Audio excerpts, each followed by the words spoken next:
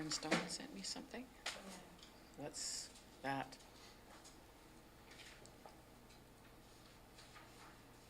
I'm here, camera in a couple of minutes. Oh, okay. Video's live? Okay. Good afternoon, everyone, and welcome to the regular board meeting for June 8th, 2022.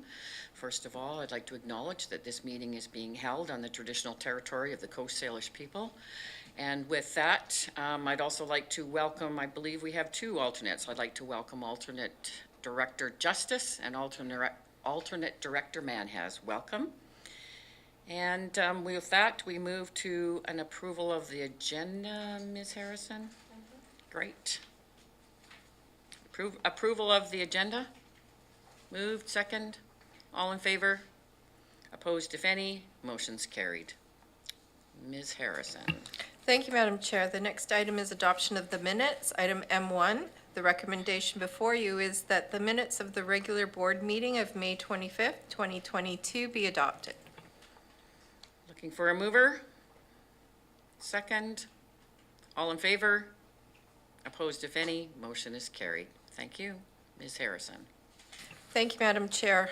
We have no business arising, and then we move to public input period. Okay, I believe we have two in-person applications for public input. I'd like to welcome Cliff Evans. Good afternoon. Good afternoon, Madam Chair. This afternoon I'm Cliff Evans from Shawnigan Lake, and on this afternoon's agenda is a delegation on the Island Corridor Foundation. And I tell you that the public is very, very interested in this Island Corridor Foundation because if this fails, the public would like to see the rails become trails, because this is a really big thing on human-powered transportation and connectivity of communities. They have these trails all over Europe, and they are a real way of commuting to work and good for tourism, and it's just really great. So I wonder if this committee today could ask Mr. Stevenson, when he's here, if there's any way of preserving this Island Corridor Foundation for trails, and possibly if the rapid transit doesn't go now, or any type of rail go now, but maybe 50 years from now, that Island Corridor Foundation could stay preserved and intact. In the meantime, it would be an excellent way to connect between committees. It would be great to jump on a bike in Cobble Hill and run here on this meeting. The rail grade is usually not more than 7%, makes it ideal for bicycling. So your input and questions to Mr. Stevenson would really be appreciated today. Thank you very much, Madam Chair. Thank you so much. Mr. Evans. We also have Kathy Code, I believe, as well, for public input. Yeah, I really have nothing to say at this point in time. I'm just Okay. going to listen. Okay, thank you. And with that, Ms. Harrison. Thank you, Madam Chair. Moving on to delegations. Item D1 is a delegation of Mr. Larry Stevens, who's the Chief Executive Officer of the Island Corridor, and this is in regards to an update on the Island Corridor Foundation activities. Welcome, Mr. Stevenson. You have 10 minutes. I can't hear you now. All right, can everybody hear me now? Yes, perfect, thank you. All right, thank you very much, and thanks for the invitation to come back. It's we certainly appreciate the opportunity to provide you with an update. So I was last with your board way back in 2019 in January, and we would like to have been back sooner. However, like a lot of organizations, we took a bit of a step back as all the governments were dealing with the challenges presented by COVID. So we decided to kind of stop our activities out in the public and start focusing on things internally. Despite that, we're still very busy on a number of fronts. A lot has happened since then, and it's been a bit of a journey. Do you have the presentation to put up there? Do we have the presentation? The one that's in the agenda? It's in our agenda package, but not on our screen. Can it, oh, it can be put up. If you could, I'd appreciate it. Yep. We have our wonderful Chase in the boardroom with us. There we go. There we go. Perfect. Yep. Awesome. And if you can just advance that for me, it would be great.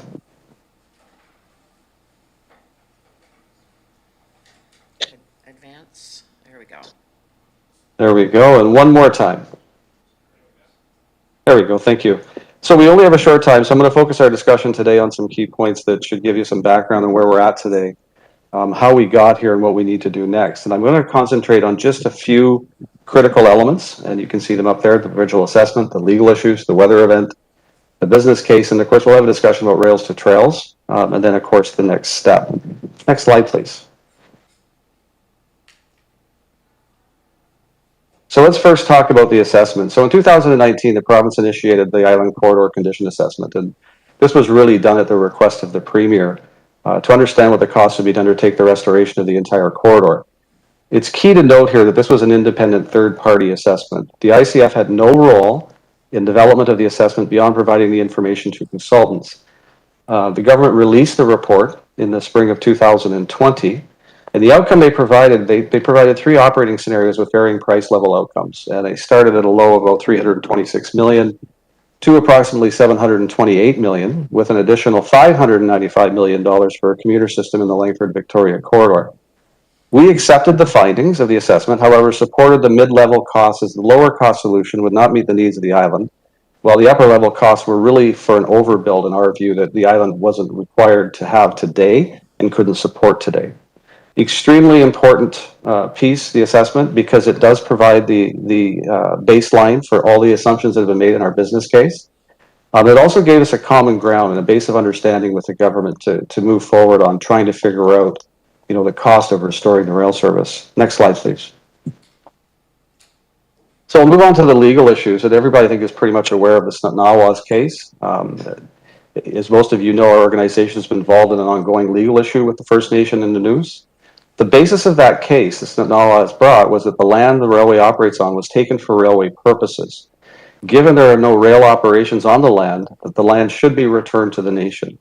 This is an extremely important point to keep in the back of your mind as we go through, and we'll refer back to this a little later. The case was filed in 2015, and there was a decision in July of 2020. The court held that the lands were being held for railway purposes, and therefore the case was dismissed. This is an extremely important point, and again, I'll come back to that. The nation filed an appeal, and the court issued its decision in September of 2021.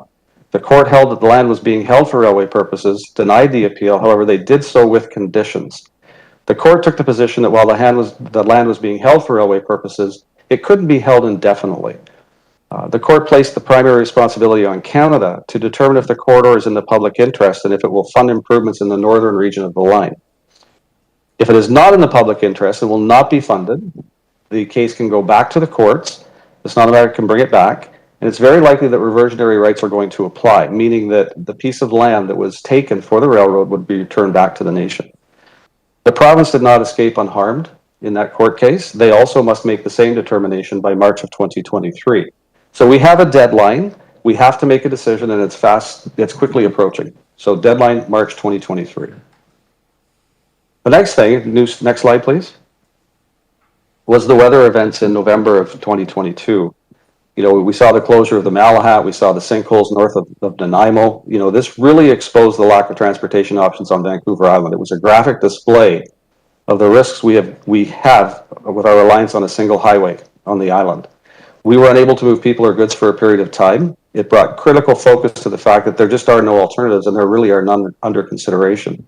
So it was a real eye-opener for everyone, including the ministry.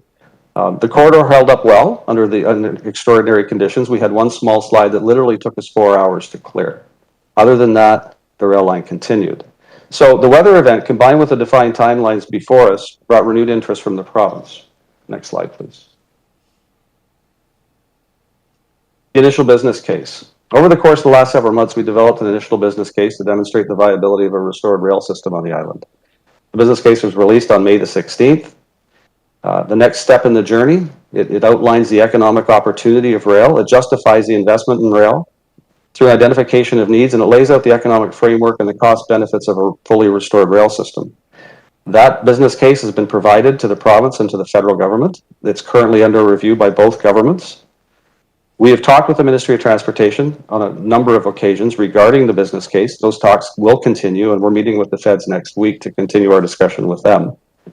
They have not come out and put an endorsement on that business case. They're still in review, but I expect we're going to hear some news on that fairly soon. So let's talk a minute about the service, because I think it's important that everybody understands that when we talk about restoration of rail service, we are not talking about a return of the Dayliner service here. What we're talking about is a system that will provide commuter rail in West Hills to Langford. It's going to provide intercity commuter passengers for people that, say, as an example, originate in Duncan that are working in Victoria. It's going to provide regional passenger service from Courtenay all the way to Victoria. It'll have freight service, and it's going to have excursion and event trains. Again, this is not the Dayliner services. We're talking about multiple trains each day with Duncan origination and terminations and trains starting in Courtenay. And I think that the joke everybody has is that the train ran backwards in the past. That's been rectified. Next slide, please. So the business case calls for a total capital investment of $381 million for the infrastructure. You'll see the note there on contingencies. This is an area we're working on with the province. It's probably the single biggest bone of contention we have with them. We have assumed in our business case a 50% contingency cost. The province is insistent that we add another 47% for what they deem to be soft costs. And when you break that down, what that means is they want, as an example, $70 million just for project management costs. So we don't agree on that particular point. In our view, this is a maintenance issue. It's not a new construction issue. But anyway, we'll work with the province on that. That includes $50 million for equipment, with a total cost of $431 million to restore the entire corridor. So that's 290 kilometers of rail. That's the equipment. That's everything we need to operate the system. That's a lot of money. I mean, it's taxpayer money, and we recognize it's a lot of money. However, when you contrast that against mainline projects, they're spending somewhere between $340 million to $500 million for 1 kilometer, versus the 290 we're going to spend, or for the 290 kilometers where we're going to spend $431 million. So for us, it's a $1.3 million per kilometer project. For them, it's a $340 million kilometer project on the mainland. The business case shows that there is economic viability here. Fully operational, combined passenger and freight with conservative estimates, we think we're going to be profitable in the first year. That's with a modest passenger modal shift of about 6%.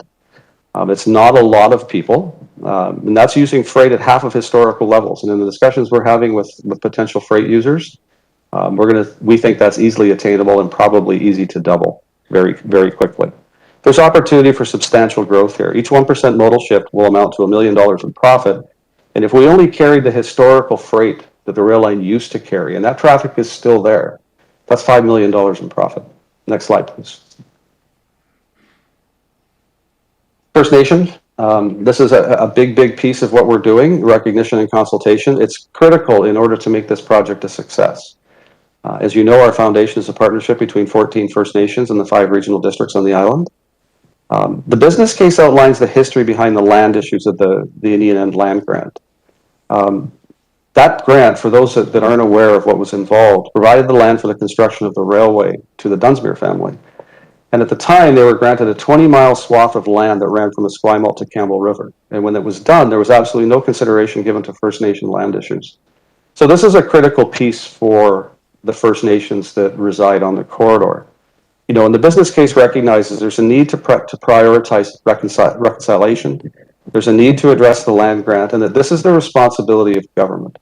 You know, reconciliation is a government to government thing, and We have been very vocal with the government that they need to get involved. They need to move forward. They need to start the reconciliation process. But we've also been vocal about the fact that in order to do this, the First Nations have to benefit here. And we're entering into an open engagement and consultation with the nations to outline those opportunity and benefits, and also to capture value. When this is completed, this is really an asset that's going to be worth about $1 billion. Excuse me, Mr. Stevenson. Yes. Your time has lapsed, but we're going to I'm ask the sorry. committee if for more time. So moved. It's been moved and seconded. All in favor? Opposed, if any? Motion's carried. Carry on, please. I'm sorry, I'll get through this That's okay. quickly. I know you have a lot to cover. So anyway, we started the process of the engagement with the nations, and this is a board level committee that we have within the ICF that's going to take that message forward to them and also talk to them about the concerns with the railroad. But we do want to say government must step up. Next slide, please. I just want to deal for a minute with the Friends of Rails to Trails group and the comments that the other speaker made earlier. I know they were here to see you a couple of weeks ago. And first, let me say that, we appreciate the passion these folks bring to their vision. I mean, there's no question that they're passionate. There's no question that we are supportive of active transportation. We know they came with a request to have the CBRD to support a change in our purposes at the ICF. We take issue with that for a couple of reasons.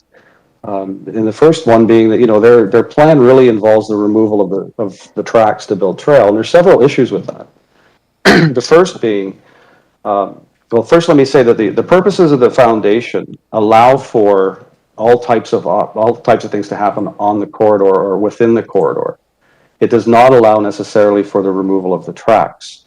We've asked Fort VI to work with us in the past. We've asked them on more than one occasion. In every case, they've stepped back and said no, they're more interested in just taking up the tracks. There's a lot of issues with their plan, and the court decision is pretty clear, and I think everybody needs to kind of get this clear in how we're approaching this. The land is being held today for railway purposes, and without the railway, the contiguous corridor is no longer going to exist. And it's abundantly obvious that when you start removing track, you've now said that the corridor is no longer being used for railway purposes. It will bring forward a number of lawsuits. It's going to bring forward all kinds of issues. And it's not going to be just from First Nations. It's going to be across the board, which is why we've been very reticent to talk about taking up the tracks. The other thing that these folks talk about is banking the corridor, and I think they talked about it in their presentation to you. Rail banking is a U.S. phenomenon, and essentially what they said is we can say today that, okay, if we don't have a railroad, let's just take up the track, and 5 years from now, if we decide there's going to be a railroad, we'll put it back. That is an absolute U.S. phenomenon. That does not exist in Canada, and there is no opportunity for us to do that under the Canadian Transportation Agency requirements. We're still checking into the potential CTA issues that will come with trying to take up the track. Suffice it to say that, in my view anyway, that the comments that the Friends of Rails to Trails continue to make are absolutely misleading and inappropriate, because there's a very real risk that if they continue, and should they be successful, we'll lose the corridor. At least we'll lose the contiguity of the corridor. We've asked them to get a legal opinion on this issue. They've chosen not to take that step. But to be clear, we're exploring a number of opportunities, future opportunities for the corridor. And it includes any number of things, but today time to move, particularly when we're so close to finding out whether or not there's going to be rail service. Our primary goal remains to restore rail service. It's also our goal to protect the integrity of the corridor for today and for future generations. Next and last slide. So the business case for rail is very strong. We have a very unique opportunity here to provide reliable, efficient, affordable, environmentally friendly transportation for people and for freight. This system can be operated profitably, and that in of itself is noteworthy because, as most of you know, these types of projects generally are not profitable. Once it's restored, it's an asset that's going to benefit multiple generations, today and probably 50 to 100 years into the future. If we don't use the corridor, it's going to be lost, and it'll be lost forever. To succeed, tremendous amount of work that's going to have to be done. First Nations engagement, that's an issue for us that we need to take up. First Nations reconciliation with senior government. We really need to bring the province and the feds together. We requested a joint meeting with the province and the feds to establish a working group. Yesterday, I don't know if some of you may have caught the transportation minister on CBBC. He made the comment yesterday that he is committed to taking this business case forward to the federal government. For us, that's a major win. The clock is ticking here. There's a tremendous amount at stake. And if not now, there's a question mark there. You know, I'm not sure where the future lies if we don't move forward today. It's absolutely critical that we have your support and your voice, both provincially and federally. We need you at that table. If we're going to build a railroad, it's going to have to be now. So with that, I'll turn it over to questions, and thank you for your time. Thank you so much. I turn to the committee, and I did see Director Marsh, Director Acton, Director Salmon. To Wow. start. Director Marsh, go ahead, please. Thank you very much. I'm getting the few that I have here. Go ahead, Director Marsh. Sorry. No, Thank you. Thank you, Madam Chair, and thank you, Mr. Stevenson. I can't see you. Oh, there you are. I have a few questions, and I'm going to kind of roll them, try to get them into one, and maybe you can cover them. I'll just start with, you're probably aware of the concerns in the community around here about the ever increasing numbers of ships that are parked in the Gulf Islands. So in terms of freight, would you be having a line from Port Alberni so those ships could drop their products off in Port Alberni and we would no longer have to have them parked in the Gulf Islands? Yes. Very good. I was only waiting, Kate, because you said you had 3 or 4 Yeah, okay, together. So that would mean some of the shortages we're having now in terms of animal feed, for instance, and other things that come in on containers would then perhaps be able to flow more readily when there's shortages and challenges? Okay, the last thing is, I don't know, this is putting you on the spot, but if it's been floated by some people that we should have a second highway parallel, I'm just curious if you would, I'm certain you've probably thought about how much that would cost, considering it would involve buying private land and laying asphalt and everything. And in your estimation, if you have that figure, or how much cheaper you think to redo the rail would be. Thank you very much. Thank you for those questions. So on the ships in the Gulf Island issue in Port Alberni, yes, a big part of this business case relies on Port Alberni as kind of the stake in the ground, if you will, because most of the freight will go through Port Alberni. You know, it's really quite sad. You go to Port Alberni and it's an underutilized port. There's nothing happening there. It very much needs rail, and there's very much a group in Port Alberni that wants to see this happen. You know, does it take relief off of ships coming into the Gulf Islands? It should, because it should reduce congestion. You know, we can operate this system as efficiently as any ship that's going to go into Vancouver. You know, simply the ship comes into Port Alberni, gets put on rail, it goes across the ocean, and it's sitting in Vancouver offered to 4 Class 1 railroads, which is different than what it was years ago, by the way. You know, there's a huge advantage here now because we do have access to the 4 Class 1s. You know, you mentioned animal feed, which is one that's near and dear to my heart. I'm sure a lot of folks don't know that Top Shelf Feeds in Duncan feeds a vast majority of the livestock on this island, and all of their traffic comes into the island by rail. They appeared actually before the House of Commons committee begging the government to please put rail back in because they need it for efficiencies, and they've publicly said that, you know, in the absence of getting rail started on the island, they're not sure about their longevity here. So, you know, for them it's a critical issue, but even today their feed is already coming in by rail, as is all of the propane on the island. So, you know, the rail system is still active, you just don't necessarily see it. On the issue of the highway, I don't have those costs, unfortunately. And I guess the only comment I could make is that, you know, the government's been pretty clear in my mind that that's not something they're entertaining at this point. You know, so we're really left with no alternatives. Right. May I just follow up with that, Madam Chair? Go ahead. I suspect it would be more, and I just based this on about 7 years ago, we did 1 kilometer of road and replaced a pipe in Chemainus, and it was $1 million. And it wasn't even taking the whole road. It was just, yeah. So thank you very much. Thank you.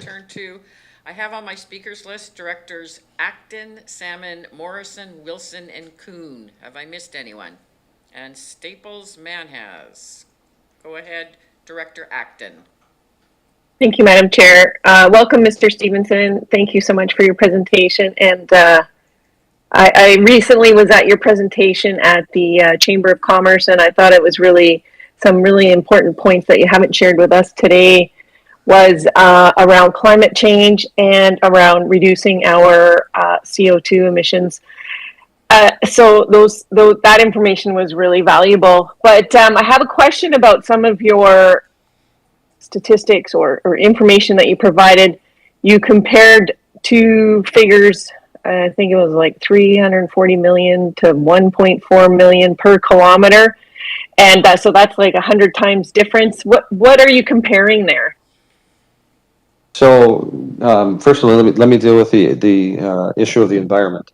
There's no question rail is the most environmentally conscious mode of transportation we could put in other than bicycles.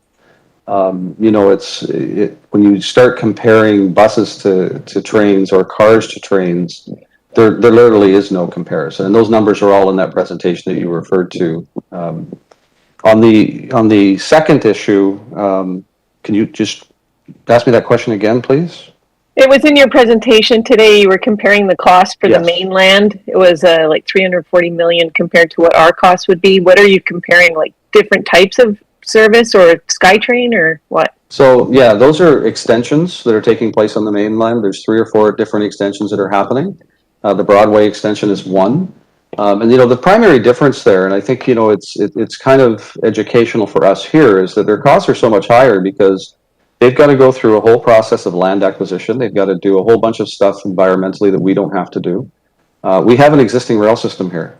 All we need to do is upgrade it. So yeah, the differences are vast. They're also, you know, to be fair, they're also in an area where you've got a density of people that we don't have. So we're not going through and having to rip up businesses and, you know, major streets in downtown areas. So there is some differences. The point is, you know, when I put those numbers out there, one of the reasons I do it is because we hear the government will say, oh, that rail's expensive. Well, it is, there's no question, but comparatively speaking to other transportation projects of its kind, it's relatively cheap. You know, it's ridiculously cheap. Even when you compare rail to things like the exchange that they did in Victoria, you know, $100 million for one exchange. So, you know, the point was to make a comparison between other transportation-related infrastructure. Last follow-up, just a comment, and we're talking about expenses. It looks like it would cost the same as a new museum, and maybe it could be better spent. Thank you. Turning to Director Salmon. Yeah, thank you. Thank you for the presentation, Larry. So 2 quick questions. One, just curious on the key feature of it has to be held for rail purposes. Mm-hmm. The court. So did the First Nations agree to rail? Like, to my mind, it was taken from them without consultation. And why is it okay if we use it for rail, but it wouldn't be okay for any other purpose? Like, why is it okay to use it for rail if they didn't agree to that? Well, certainly I'm not a lawyer, but I will try to answer it, I guess, in the way that the court answered it. And the court said that, you know, originally at its taking, at the time the land was taken, it was taken for rail purposes. In order for it to go back to the nation, it has to be a case where it's no longer being used for what it was taken for. That was the ruling. They just said, if you're not going to use it for rail, you need to give it back. If you're going to use it for rail, use it for rail. And in that case, it's not going to revert back. Okay, that's surprising. First Nations would agree to that, but anyway. Well, it's not an issue of them agreeing. That was the court's decision. You know, whether or not they agree or we agree, it wasn't relevant. The court determined. They said, no, the land was taken for rail. It needs to continue to be used for rail. If it's not going to be used for rail, it's going to be subject to reversionary rights to go back to those nations that were impacted at the time of its taking. Yeah, okay. Does that make sense? Yes. Director Salmon. Yeah, thank you. So, other question. So, the government's review, I just, quick update on that is where I'm the member rep, as you know, for the CVRD to the ICF, and yet I'm never totally clear. All I really do is go to the AGM, and no, I don't see any other information or get involved in any way. So, I know we've got Aaron as the actual board member, but do you have any ideas on it? Is that being reviewed or that structure? I do have some ideas on that, Director Salmon, and that's going to actually come to you in the form of a memo from our legal counsel that outlines the roles and responsibilities of the member reps and the board members, because as you know from our AGM, there was a little confusion as to whose role was what. So we'll get that information to you. And I think that'll help clarify a lot of things. Yeah, okay. It was interesting. Some member reps were board members and some aren't. So Yes, that look does forward to exist. that clarification. Thank you. Thank Okay, I you. turn to Director Morrison. Go ahead, please. Thank you, Madam Chair, and thank you for the presentation. And I want to sort of piggyback on a little bit of what Director Acton had led off with, and I understand the impact of transportation improvements, and this would be a restoration, and I'm supportive of that. But where I really want to go is the environmental value that having an operational both freight and passenger system brings to us, because well, there's two aspects. In my electoral area, I've had rail beds that were privately held for the forest companies, and those were essentially sold off and were incorporated into lots and were never used again. But when I think about the reduction of greenhouse gases for getting trucks off the road, for instance, and the ability to move people and goods in this incredibly efficient system, I'm wondering if you've done a lot of focus work and communications on what a key aspect having this operational railway would be in our ongoing struggle to address climate change and adapt to climate change. We've got to get vehicles off the road, and this is the opportunity that I see for Vancouver Island. Could you expand on that a little bit? Sure. And you're right. I mean, the more we can talk about this, the better.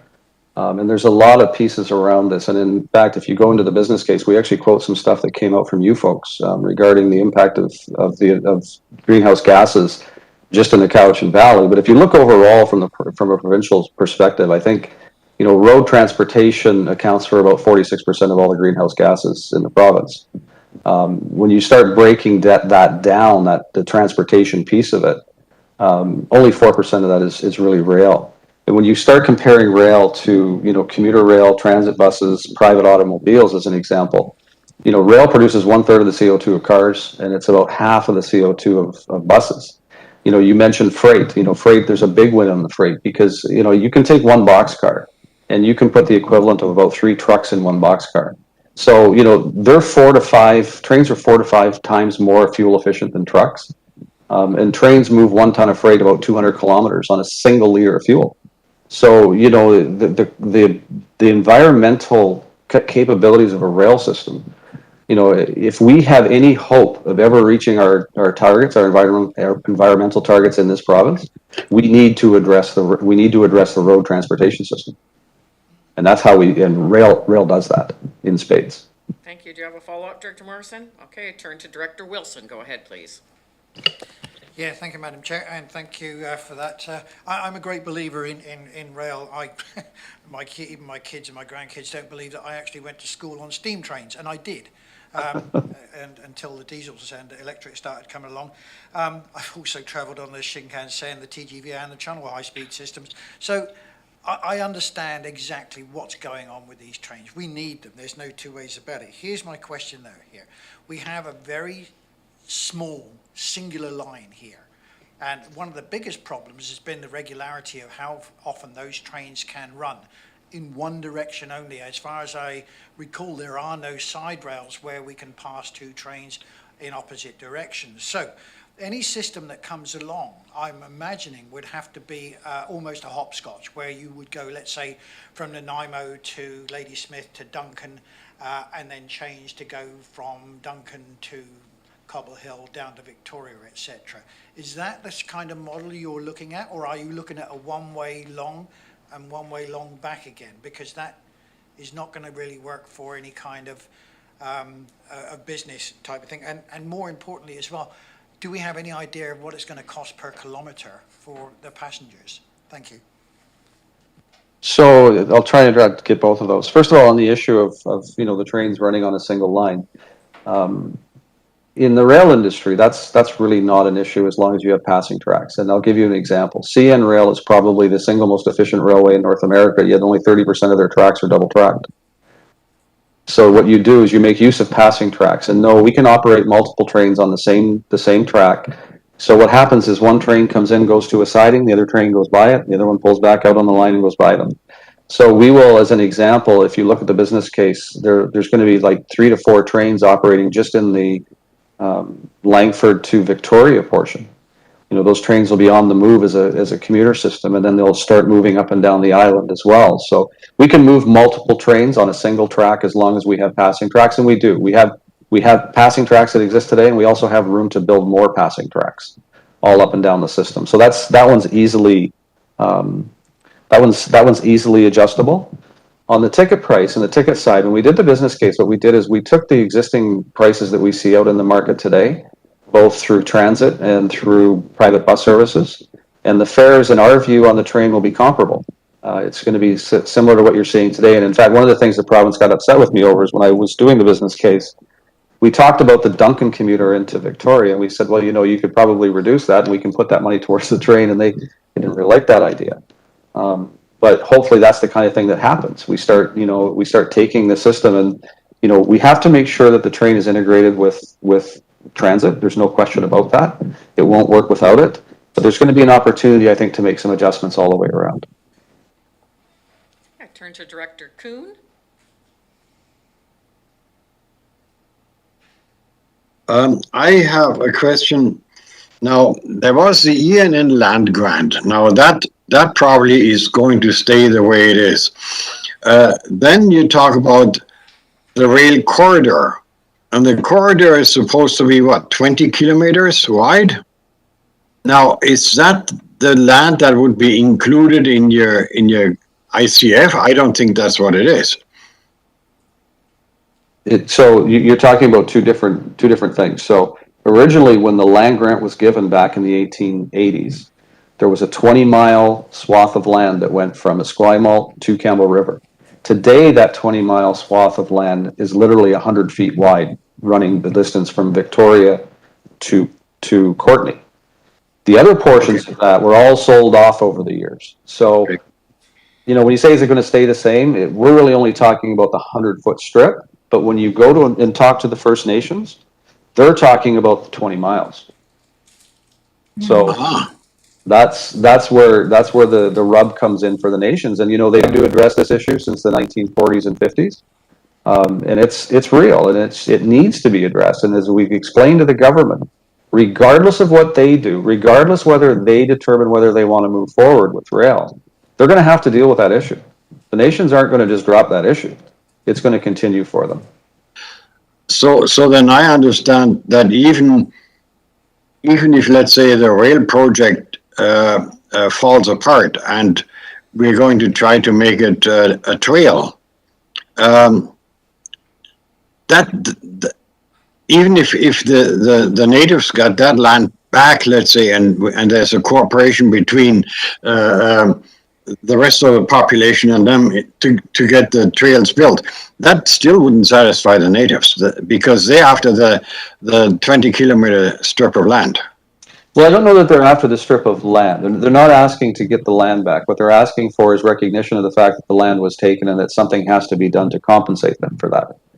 But you do hit on another key point, and that is that the First Nations, in the event of reversionary rights kicking in on the corridor, each nation is going to take their own view. And I know that there are some nations out there that say we want nothing to do with a trail going through our property.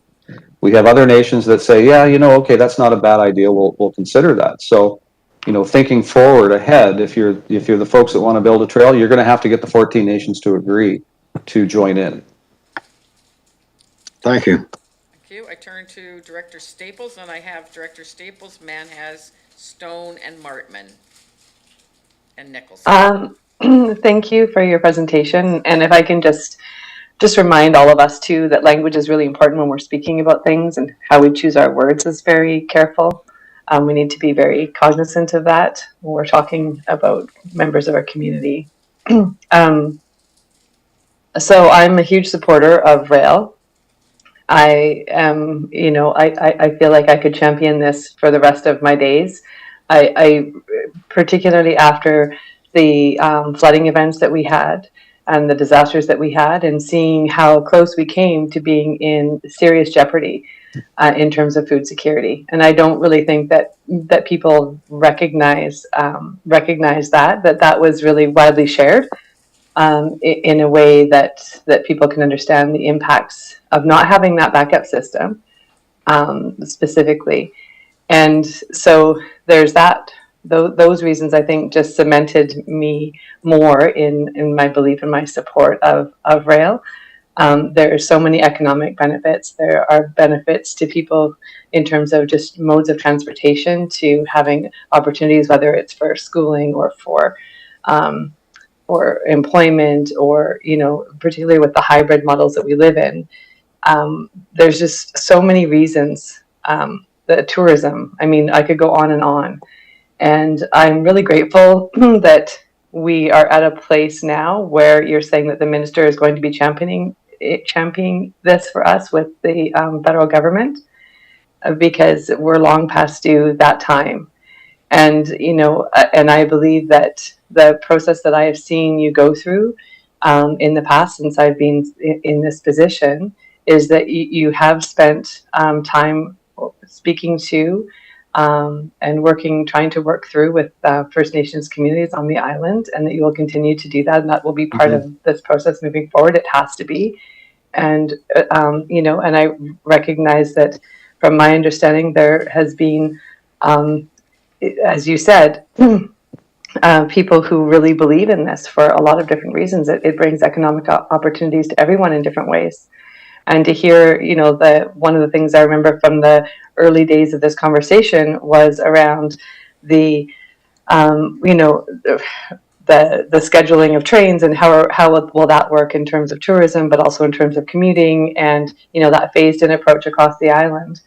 But also that these things can all work together, and that will be considered. This will not be what we had before. This will be what we kind of always wanted to have. And so if there's anything at all that I can do to help move this forward, I would love it if you have an opportunity to come and speak to our council and update us as well. And thank you for the work and the commitment of everyone on your staff and your board for moving this forward, because I know it's been no easy task. Thank you, Mayor Staples. One of the things I want to say, though, when you said that the minister is going to champion this for us, he didn't say that. He said he's committed to taking it forward to the federal government, which you know, I would love to have him champion. I think we're going to actually get him there. I really do, because, you know, I think he has a good understanding of we are finally to a point where a decision has to be made, and I think he understands the ramification of that decision. You say if you can help. I mean, one of the things that I could really use the help of the CVRD. The CRD has stepped up, and they have said that they're making rail, you know, they're upping the priority for rail. I'd like to see that come from all of the regional districts. Make it clear to the government, make it clear to the MLAs and the people that you interact with, that this is important, because if we lose it, there's no do-over here. So I appreciate your support. Thank you. Thank you, Director Staples. And I turn to alternate Director Manhas. Go ahead, please. Thank you, Madam Chair. Thank you, Mr. Stevenson, for your presentation. This is the second time I've seen your presentation. I too was at the Chamber of Commerce that Director Acton had referred to. And I wish you would have actually, I know time was short, but I wish you would have added in that slide about GHG reductions and the climate thing. I think that's a very powerful slide you had back then. And I think we talked to you about after that. Many people came up to you afterwards and said, you know, they were quite convinced with that slide.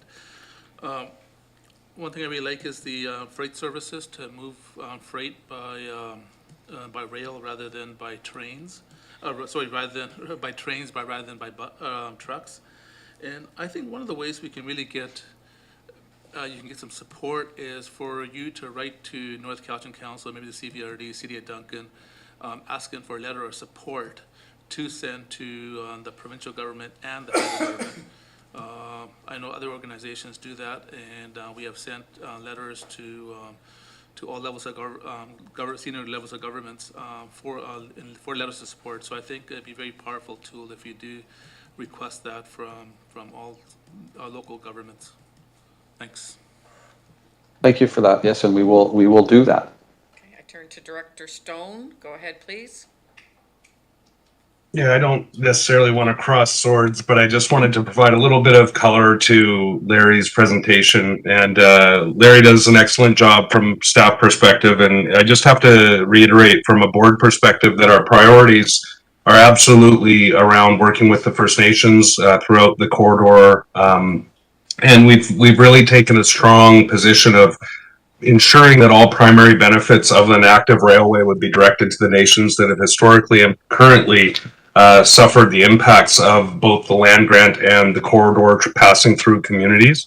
And I think that's a piece that we can offer to the provincial government around reconciliation, is saying a restored asset that is a going concern that would have an asset value of nearly $1 billion, primarily turned over to the First Nations for the recognition of that opportunity economically, would be at least a step forward in that direction.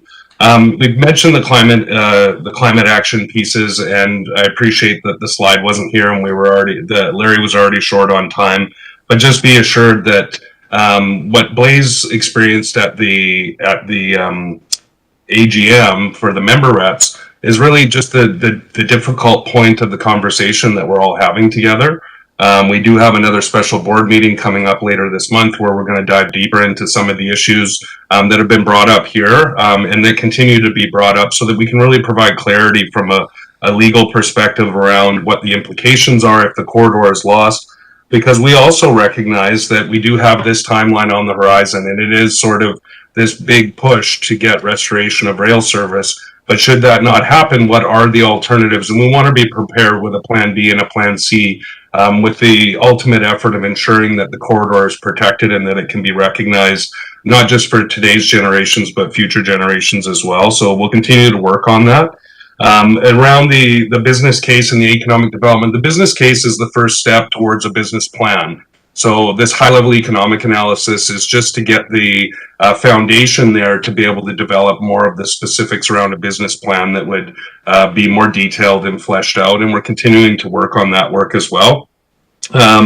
And the conversation around the ships, and as much as I would like to say it's a panacea, all the ships waiting in the Gulf Islands would be gone, we all recognize that that's not likely the case. The Port of Port Alberni can offer great value in transloading through Port of Nanaimo, great economic opportunity for the nations through that section of the corridor, and for both Nanaimo and Port Alberni and the rest of the island, and really for Canada and British Columbia, and providing additional port capacity. But there are limitations to the value of that port, and so that will take a certain percentage of that traffic going to the Port of Vancouver, but absolutely can't take all.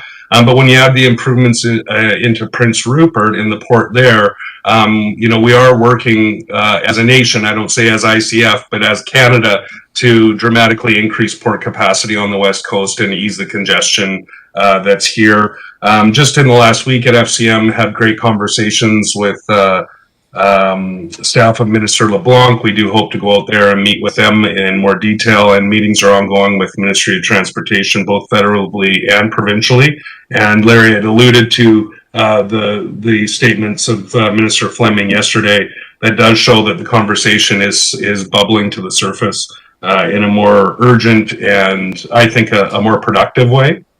And just to Director Salmon's point, another conversation that we're having, and we're exploring without getting into too much detail, Larry just said with the lawyers, because there is a certain arm's length formation of the ICF to keep the liabilities that may exist within ICF away from the regional districts and the First Nations that make up the member reps. And as the member reps funnel their concerns, their ideas, their thoughts about the railway through the board members that represent the different areas, that keeps that separation that's sort of understood to be necessary from a liability perspective.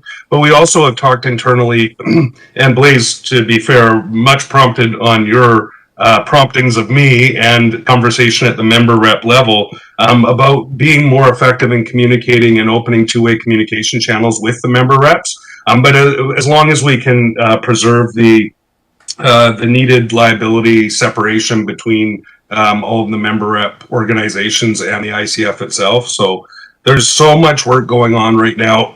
Obviously, as a proponent and supporter of rail, or I wouldn't be doing the job on the board and as co-chair. There is a lot of difficult, but a lot of really productive and positive conversations going on as well. We've had the opportunity now to meet with a few of our member First Nations and our communities. We've just had our AGM. We've got another special board meeting coming up near the end of this month. And we'll be more frequently meeting and both internally at the board, communicating out to the member reps, the regional districts, and the First Nations that we represent on the board. And then hopefully bringing this conversation to a conclusion. Because going full circle back to when I asked to be put forward as the nominee for the board, I did say that it's time for this conversation to come to a conclusion. And obviously the first and primary goal of the ICF, the foundational letters that incorporated the organization, is the return of rail service on Vancouver Island. Secondary is to support active transportation through the island corridor. Those two things still remain the core impetus of the organization, and as they should be. That's what our board is tasked with, the work we're tasked with doing with Larry and Andrea and all of the consultants that we work with. That's the work that we've been tasked with doing. However, if we're not successful in that, you can be assured that our next second highest priority is to ensure the contiguous nature and the protection of the corridor for future generations and for interim uses. But I think that what we've got in front of us is an opportunity over the next 6 to 9 months to get a decision that maybe serves the best needs both today and into the future. And if we're unsuccessful in that, then we would look at those alternative uses. But I would still echo that call for support. Give us the support to conclude this conversation leading up to March of next year. We're all working as hard as we possibly can. And then if we're unsuccessful in that endeavor, we will work really hard to ensure, as Cliff had said, Mr. Evans had said in his public input, to ensure the corridor is protected and that the interim uses support healthy and active communities today, as well as preserve the corridor for future opportunities. So, sorry I crossed the lines there, but I just couldn't not say it. And sorry, Mike, I saw you rubbing your forehead there. Okay, I turn to Director Martman. Go ahead, please. Thank you. Following Aaron, Director Stone, is always a pleasure. I guess I don't know if I'm a dissenter or a skeptic or where I actually lie. I guess for me, I'm still looking for information as the details come out, and so this is where I really appreciate you coming forward. I also like the idea that I think Director Stone is mentioning about it's not one or the other. It's, we can work together to make things work for both active transportation and trains. I think part of the issue for me is that everything seems to add up more and more and more. We got dollars, or a report that was done before COVID, I think it was. You look at the costs that are just skyrocketing, and so I just wish you luck as you move forward with the budget forecasting. But the devil's going to be in the details, I think, in making this fly. The question I have is one I hear that comes forward to us during the rail to trail is about why can't you put things on the trail right now without removing the tracks? Why can't that portion be used for the interim for active transportation? Thank you. So, I guess this is for me, not for Aaron. The reason you can't take up the tracks is primarily because of issues that emanate from the Canadian Transportation Agency. There's a very good likelihood that in the event that we tried to do that, we would actually have to officially abandon the line. Because today that line is considered an active railroad, and it has to remain that way until we determine otherwise. And if you determine otherwise, there's a whole bunch of other things that start to happen. If you go through the abandonment process through the CTA, and by the way, we're still checking on exactly how far the CTA scope is going to go, because as I think maybe some of you know, we have some CTA cases going on right here in your neck of the woods. But it's not clear to us how far the CTA would go when it comes to the issue of abandonment. But the legal opinions that we've received is that the minute you start to pull up the track, The minute you take a spike out of that track, you are sending a signal that the track is no longer going to be used for railway purposes, and therefore you're going to attract a whole bunch of legal action against the Corridor Foundation to try to have the land revert. Follow up, Director Martman? Yeah, yes, thank you. Maybe I misstated that. I was looking for why you couldn't just leave the tracks in place and put down an active transportation bed on top of the tracks without removing them. Is there a particular difficulty with doing that for portions of trails? What you're talking about is referred to as flooding the tracks. They refer to it as flooding it, so you put gravel over top of the tracks, essentially is what you're suggesting. And I think you would find that your parks people would probably not want to do that because it's not wide enough. But again, that's a discussion we'd have to have with your parks people. It's not one that we've entertained because we still use the line, right? We still have equipment that moves up and down that line on a daily basis. Okay, I'm going to turn to Director Nicholson. I have Director Marsh for the second time, but I'm going to go to Director Smith and then back to Director Marsh to close. Director Nicholson, go ahead, please. Thank you, Mr. Stevenson, for your presentation. It's really clear. Clarified a lot of things for me, and of course, thank you, Director Stone, for elaborating on many things. It was almost too much. I couldn't take it all in. So my question was, what is the plan B? But I gather from what I've heard, there is no plan B at this point, but that at some point when all else fails, you will start working on a plan B. And so I guess I'm concerned that that's maybe going to be leaving it a little too late in the day. I would have thought we would be working hard on the possibility that no senior government's going to step up to the plate with hundreds of thousands of millions of dollars by next March. So I guess that's my question is, do we have the time, do you think, and how is that going to roll out for a plan B? Well, I think that's a very good question. What happens in the event it doesn't happen? But I don't know that it's fair to say that there really isn't a plan B. I mean, the fact is that the Island Corridor Foundation exists to make sure that the corridor is taken care of in whatever form that is. Now, I think, we've clearly demonstrated a commitment to things like active transportation and trails. I mean, the CVRD has been a big player in helping develop those trails. There's going to have to be a whole conversation held around, if we can't turn it into a railway and it's not going to be supported, what is going to be the next best thing? And I think it's pretty clear that there'll be a discussion. You've heard the province talk about things like, well, do we put buses on it? When you say, what's the plan B? I don't know that we necessarily today can answer that question, only because we have to broaden the scope of everything that we're doing. And that discussion will have to take place with the public and with the government as to where we go in the future. Thank you. I turn to Director Smith. Thank you. It was an extremely interesting presentation. It clarified a lot of areas. I appreciate that Director Acton brought forward some additional information from a previous meeting that had been a presentation. I have cycled on a flooding of the tracks in New Zealand, and it was while they were making the trail beside it. And so I think if there's any opportunity to have that conversation with the CVRD Parks and Trails Division, it would be really beneficial, because if there's some areas that we could actually create an active transportation corridor for while an area is being built, it would really benefit the communities.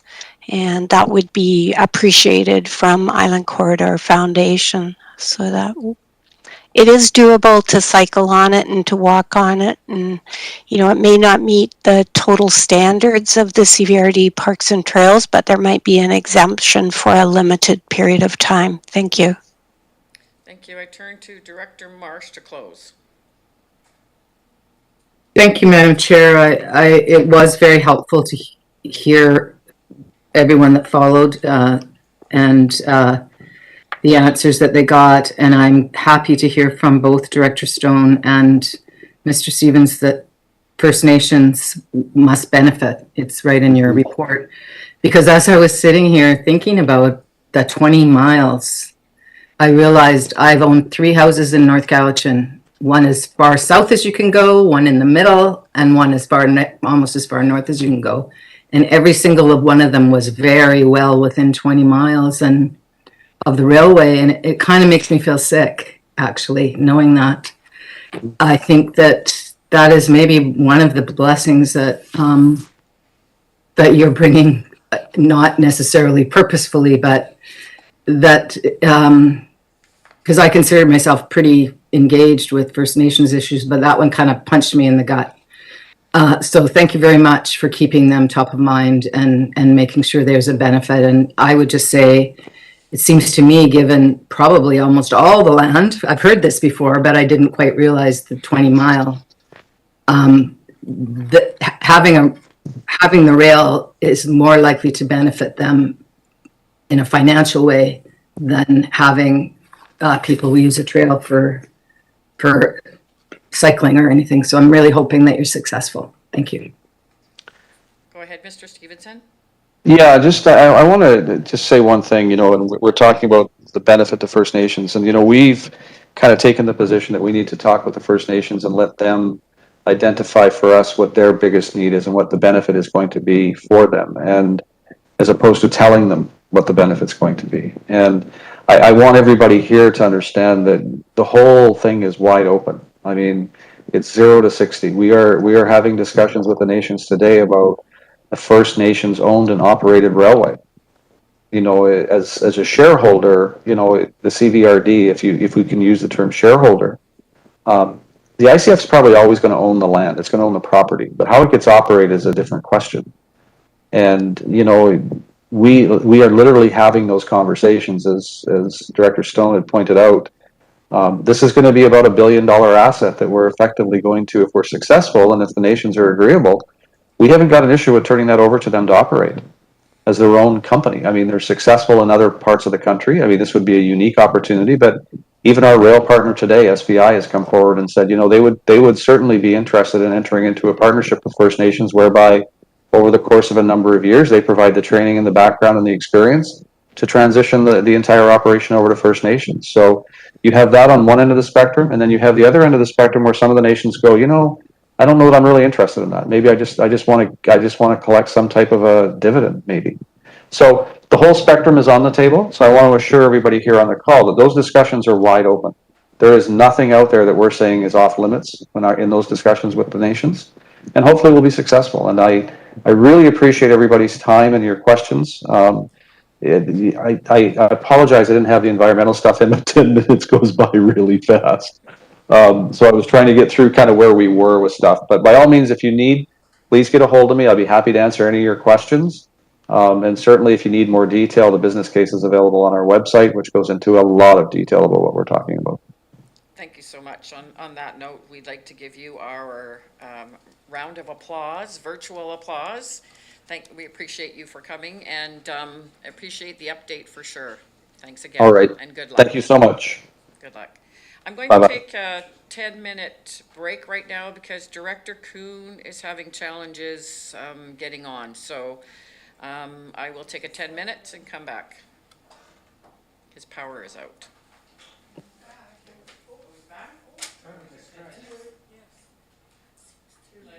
I made about 500 the other day. Yeah, well, 500 oh yeah. Once, yeah, oh, you like them too? Okay. Well, that'll be next time. I will try and share. I haven't brought this biscotti here yet. I bought those oatmeal. Did I bring date squares? Oh, date squares? Oh, I brought them too. Okay, I'll do the biscotti. I like this place. I brought pizzelas, I think, last time. Pizzelas were last time. Oops, and I'm talking away. Well, my microphone's on. Sorry, everyone out there in TV land.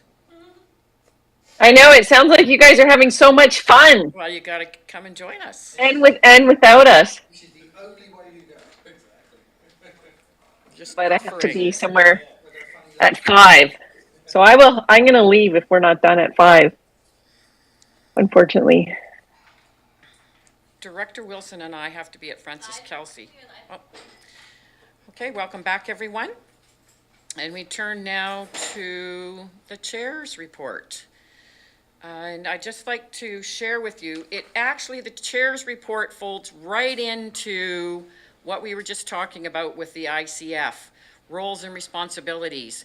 One part is that I was going to update you on the Cowichan Watershed Board, but the other part is the roles and responsibility of us as directors that sit on committees for the CVRD board. And most of us sit on these committees and don't get an opportunity to actually report back in. Some things you can't report back in, some agencies you can and update us. So there should be something. All the years that I've been here as a director, there hasn't been sort of a process or a working policy that helps people with roles. And I was just thinking that that is something that we should probably be looking into for people that external committees that sit on the board and represent us. And I was just bringing that forward to the board to see what they felt about that and suggest if there is a resolution for staff to look into that for us. Because really what we get from most external agencies is a once a year sort of presentation. And we really don't have the ongoing, and I'm bad for that as well. That's why, the Cowichan Watershed Board, which I co-chair, should come back and report to the board that I'm responsible for so that we can have some continuity. So I was just bringing that forward to the committee to see what they thought, and the different things that should happen. So I turn to committee. Director Acton. Well, Board, just to not help committee. get this, Turn to the board. Go ahead. I say committee just all to the time. help get this kind of rolling. I think that's a good idea. There has been times when it's just come up in conversation that it would be good to know what was happening with a certain board, and knowing that there's 1 or 2 members sitting on there, but they're holding the knowledge. So creating some way to report back and share that is a great idea. Yeah, so I guess I think everybody will agree with that, but I'm open to hearing what other people think would be a good way to share that. I know we're kind of overloaded with emails, and so maybe having a slot like you've got for the chairperson's report, and you've shared your chairperson spot in the past, and other chairs have as well. It might be a good idea for directors to be able to have the floor for a couple minutes to update people. Well, I'm wondering if there should be Thank you. a standing report out on the committee of the whole. A slot for that, so that it is, it has a specific time for that to happen, and regular reporting, if at all possible, right? And those types of things. I turn to Director Marsh and then Morrison. Yeah, Madam Chair, at North Cowichan until this last term, councillors would report in an internal document called the Council Bulletin. And it hasn't been happening that much now, but I guess it depends on what the board wants. Do they want the public to hear all of the information? There's certain things I might, and Director possibly Morrison might be able to say to the board, but not to the public, to do with treaties, for instance. But so that's just one thing to offer. That's a potential, and that each councillor writes up their own little piece, so it doesn't take any staff time beyond clicking and sticking it in. Thank you. Director Morrison? Thank you, Madam Chair. And I do believe this has been discussed either at agenda review or something along those lines. And I think that the current system that we use, but not that frequently, to report in under the report of the chair is, it had a lot of benefits to do it that way. Firstly, I think it's important that we report to the board because we're appointed by the board to represent the board on the various committees and the like. I think it's important that it comes there. More people are inclined to watch board meetings or come to board meetings than they are committee meetings. And I think that one of the discussion points that I recall from whether or not we were to amend our agenda and add a line in there for reports is that might tend to be almost a showcase opportunity where people might want to add more than is really necessary than a quick report out under the chair's report. So I think that it would be wise if those individuals that are sitting in various capacities give the chair a heads up. If the chair doesn't have a lot to report, then that's a great opportunity to provide information, and it doesn't have to become a time-consuming part of our meeting agenda. Thank you. I wouldn't, thank you very much. I wouldn't want it to be anything time-consuming, but the roles and responsibilities when somebody is assigned, appointed to another committee, how is that, we're appointed at the beginning of, but then how does that play out? There needs to be something, I think, there needs to be something that's official, or if I'm looking if we need a staff report just to give us direction if that's something that we want. Because I'm seeing right now where it's not clear, and it wouldn't be clear for the next board either. That's something I do. I let people come in on the chairperson's report. Like, I think that was it. It's easy enough for me. But I'm just thinking that the roles and responsibilities and checking in should be more than once a year from the presentation of the group. So seeing no other hands up or ideas, okay, Director Morrison, go ahead. Move that staff prepare a report for the board on regular reporting out of appointees' responsibilities. Roles and responsibilities. Okay. That's been moved and seconded. Now I'm going to call the question. Oh, go ahead, Director Smith. So I'm concerned about staff capacity. We are constantly asking them to do something extra. Is this not something that we could come to a consensus amongst ourselves without having to have staff prepare a report? I could ask staff if this is going to be a very difficult report. I was just kind of wanting to see sort of the steps and the basic outline for people to direct them. I turn to Ms. Mohan. Thank you, Madam Chair. So in preparation for this discussion, we did have some conversation at Legislative Services, and it's not uncommon for boards and councils to have a policy around this. And so it's not a huge body of work because there's lots of past practice in other organizations to go on. So I think staff could probably accept this direction in their workload and prepare a report and a draft policy for the board's review. Great, thank you very much. So that has been moved by Director Morrison. Who seconded that? Sorry, it's been moved and seconded. It's been moved and seconded. I'm going to call the question. All in favor? Opposed, if any? Motion's carried. And on that note, making this just a little bit longer, my apologies. I just wanted to update you on the watershed board. There was a Rivers Day celebration held last week at the celebration held at actually Director Salmon was there with me as well, to celebrate the work in the lower river and to mitigate flooding, gravel removal, and the hard work of the community and responding came together during the November 15th flooding event. It was very well attended and it was very informative. And at that same time, there was a formal signing of the partners of the MOU regarding the long-term weir and flood work ahead of us. And there was a formal letter that I will be co-signing to the Premier with a request to meet with the partners, Cowichan Tribe, CVRD, Catalyst, and the Cowichan Watershed Board to discuss ongoing provincial support and necessary funding to support the weir work. And Cowichan Watershed Board on Monday met with the selected Standing Committee on Finance and the Government Services at the Parliament buildings with ongoing work and lobbying of the province to communicate the need for a well-resourced water sustainability strategy and fund to support the organizations like the Cowichan Watershed Board.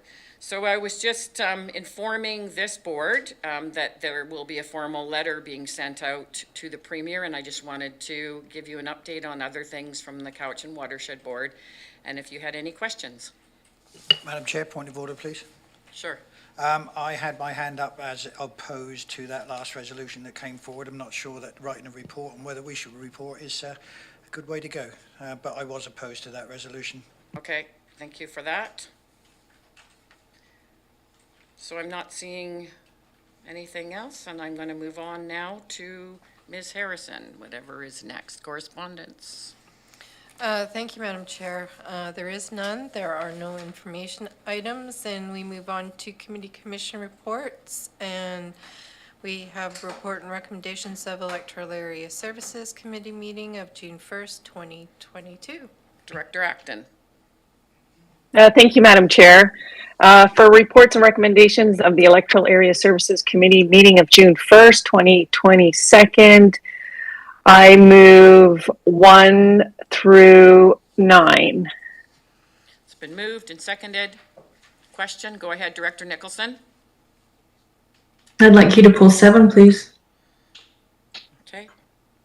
So moving 1 to 9 except for 7. That's been moved and seconded. I'm going to call the question. All in favor?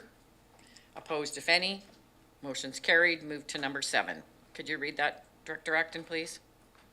Yes, number 7 is that a letter of concurrence be provided to Innovation Science Economic Development Canada in response to a proposed telecommunications facility at Tipperary Road, PID 001-229-346. And so moved. Seconded. Moved and seconded. I turn to Director Nicholson. Go ahead, please.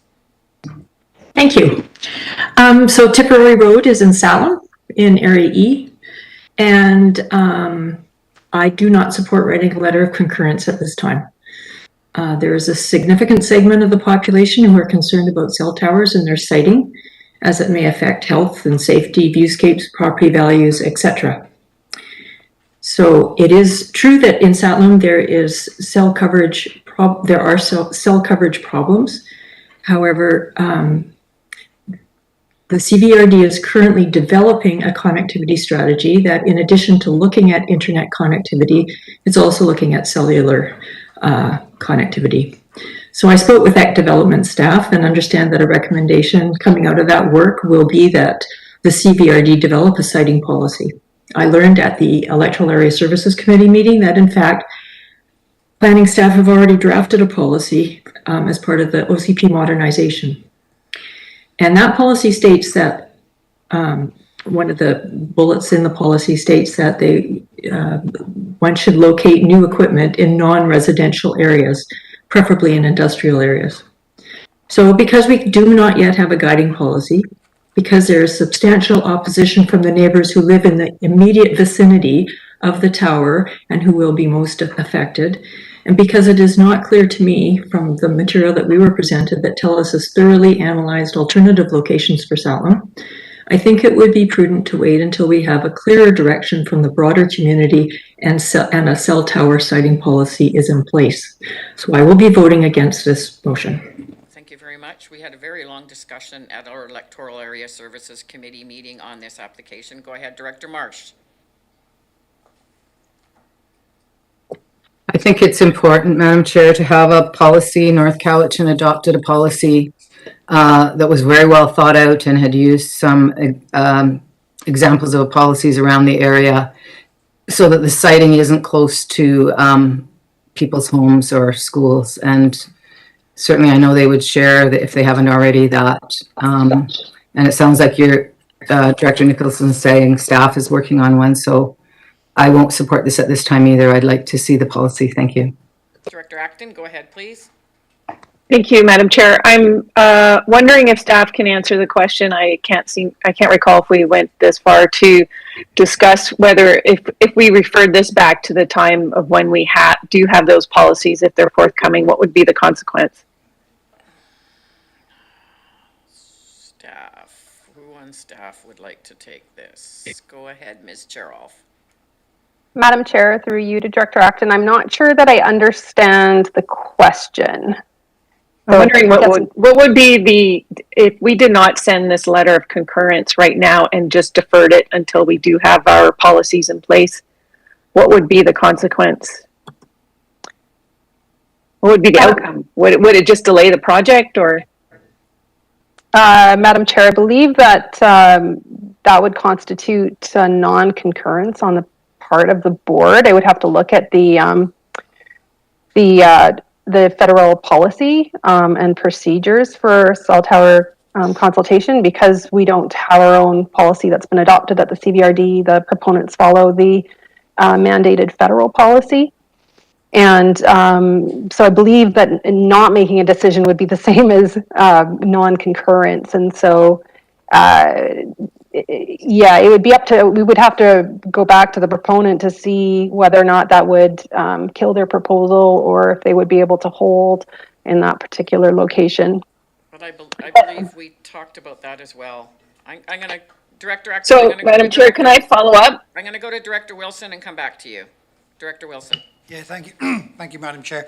I asked that exact question of the TELUS rep when he was here and said what would happen if we did not write a letter of concurrence. The answer was it won't make any difference at all, because they're tied into the federal regulations. And Ms. Jeroff is correct. It's nice to have a letter of concurrence, but if there isn't one, nothing will stop it there. It will still go ahead as far as I know. Go ahead, Ms. Cheroff, and then back to Director Acton. Yeah, so for clarity, it is up to the federal regulator to determine or to make a decision on a license, and they can really go either way. I think in what I've seen in past experiences on the island is that they do listen to communities. That is for certain, but ultimately the decision is up to them.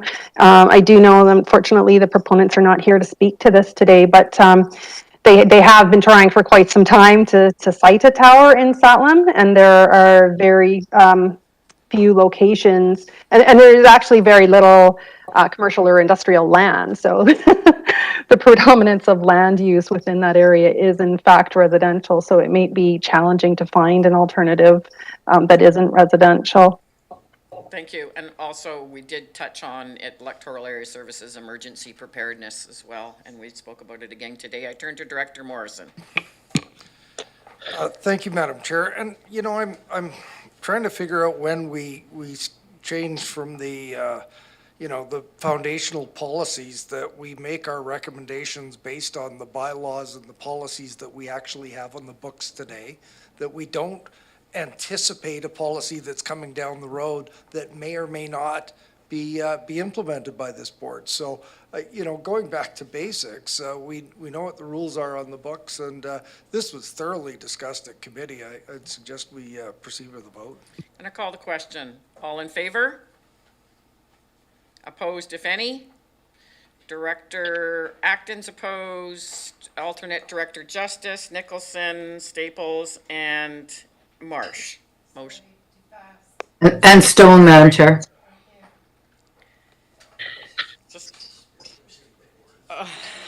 Okay, I'm going to, I went too fast. Could those opposed please put up their hand?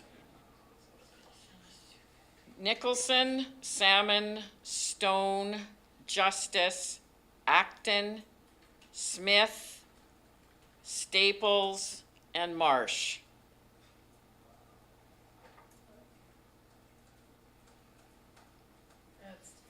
Defeated. Go ahead, Director Stone. Madam Chair, we just went through this, and thankfully North Cowichan had a great policy in place that we were able to borrow from. We deferred the decision on an application such as this in our municipality pending the delivery of a policy. And although it is a federal decision, there are local government, and again, this might be municipal, but there are local government rules about consultation with neighboring properties, et cetera, that can be inserted into the process to allow a more fulsome discussion with community, and that burden does fall on the proponents. I'm not sure if that's just municipal versus regional districts, but we did defer our decision on an application such as this until the policy was completed, and our staff were able to put the policy forward in just 2 weeks' time. Thank you. Ms. Chair-Off? Thank you, Madam Chair. So the proponent is required to follow the local government process if one or policy if one has been adopted. Otherwise, they're required to follow the federal process. It doesn't matter if it's regional district or municipality. The CVRD does not have its own adopted policy, hence they were required to follow the federal process. Okay, we're turning now to the electoral area director's vote only. Director Acton? Can't hear you. There you go, sorry. Thank you. This is for item number 10 and 11, electoral area directors only. Okay, so that's been moved. Is there a seconder? Moved and seconded. Call the question. All in favor? Opposed, if any? Motion's carried. I turn to who would be taking Director Sebrings? Go ahead, Alternate Director Justice. I'd like to move that the sport tourism event grant totaling $3,000 to Rowing Canada Aviron for their National Rowing Championship event on November 10th to 13th, 2022 be approved. That's been moved. Is there a seconder? It's been moved and seconded. All in favor? Opposed, if any? Motion's carried. Thank you so much. Turning now to staff reports. Thank you, Madam Chair. Item SR1 is a staff report from the Finance Division regarding General Government Administration Charges Policy. And there's a two-part recommendation. Would you like me to read it for you? Yes, please. Recommendation before you is number 1, that the General Government Administration Charges Policy attached to the June 8th, 2022 Board Report from the Finance Division be approved. And number 2, that the General Government Administration Charges Policy dated April 24th, 2019 be repealed. Okay, I turn to Ms. Bowen, if you'd like to speak to this. Are there any questions for staff? Seeing neither nor, anybody like to move the recommendation? Been moved, it's been seconded, and seeing no other hands, I'm going to call the question. All in favor? Opposed, if any? Motion's carried. Thank you. SR2? Thank you, Madam Chair. Item SR2 is a staff report from the General Manager of Corporate Services Department regarding budgeting alternatives. And this was referred from the May 11th, 2022 regular board meeting, and this is for information. Okay. Ms. Mohan?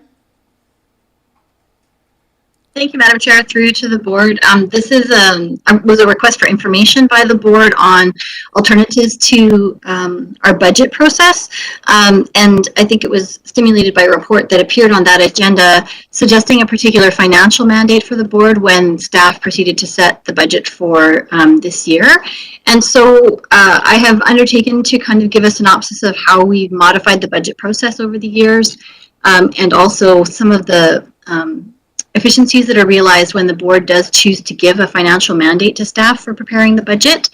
That being said, in the absence of a financial mandate, this report indicates to you that staff have been given some direction around delivering the most cost-conscious, conservative budget that they can without changing service levels, so maintaining current service levels. So there are other ways to do the budget, but unfortunately at this juncture in the budget calendar, it would be almost impossible for us to change direction on how we prepare the budget.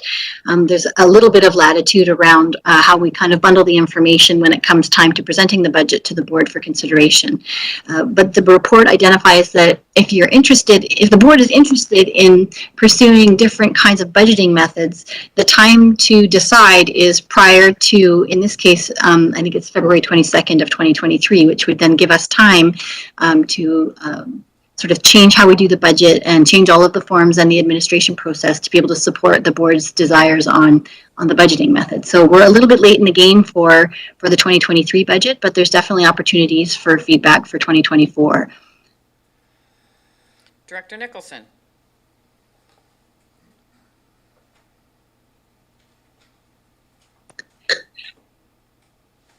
I'm sorry, I can't hear Director Nicholson. I don't know if everybody else can. My mute was not working there. So Ms. Mohan, I really appreciate this report.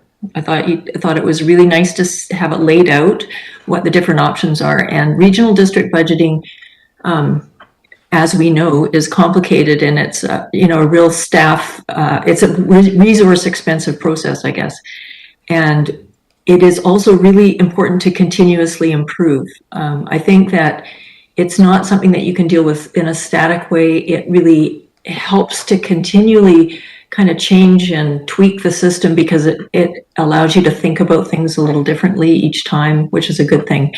And I likely think that a combination of some of the options that you presented is probably where we need to go. And I guess what I would like to see, and maybe I need to make a motion to this effect, but I would like to see this brought forward to the board in the fall so that there is plenty of time for this discussion to happen, because I think it's going to, or maybe it even needs to be workshopped. But I find that often our budgeting, we're often asked to set a budgeting process without enough time to really think it through together. And so that would be very helpful, I think. Okay, I turn to Director Acton and then Director Wilson. Well, thank you, Madam Chair. I have a couple of questions. So, yes, thank you for the report. And personally, I like the zero-based budgeting, but if it's too late to talk about the budget right now, where are we at then? What kind of budget process are we looking at? And then I have another question. So through the chair to Director Acton, without giving any particular direction, we're basically preparing the budget in a similar way as the previous year, with the exception that without a mandate, the degree of reporting on each budget the burden of reporting on each budget is a little bit higher for staff. So we'll probably still make some executive decisions around, okay, this one's not changed too much, or this one's going down, or this one's going up a lot and we need to explain why. But we will be making those decisions. We will be using our best judgment to provide you with reports on the particular budgets that we think the board needs to pay attention to. It would really help staff if they had a figure to work with where we then can sort of divide, okay, these budgets are below the figure. We don't need to spend a lot of time on them. These ones are, in a range. I think I mentioned it in the report as a group. These are in a range. We can report on the ones that are in the range, and these ones are above the range, and those ones need business cases or such. So that kind of direction for us is helpful because it reduces the workload. But in the absence of that direction, we're just going to take our best stab at it, and we will present to you what we think the current service level will cost you for the next year. Thank you. Okay, thank you. Follow up. Sorry, I had two questions. Go ahead. Is that okay, Madam Chair? Thank you. So, if staff's looking for a number, I guess it would be really helpful for me to have a good understanding of, well, how good are we at budgeting? How, what kind of, how accurate are we? And I know that we have our reserves posted, but I have no idea of how close we've come to our budgets, or how accurate they are, and what was due to staff positions not being filled or whatnot. It would be great to just have a good understanding of how good we are at it, so then we'd feel comfortable setting certain numbers, I guess. Okay, I turn to Director Wilson. Yeah, thank you, Madam Chair. I think one of the terms that I keep hearing all the time is current service levels. And that's something which I've been trying to address since I managed to get into this, into the politics of this. And this is addressed by Ms. Mohan, programs and services review. If you look through the list there, most of these third-party reviews have happened in 2016, 6 years ago, 2017.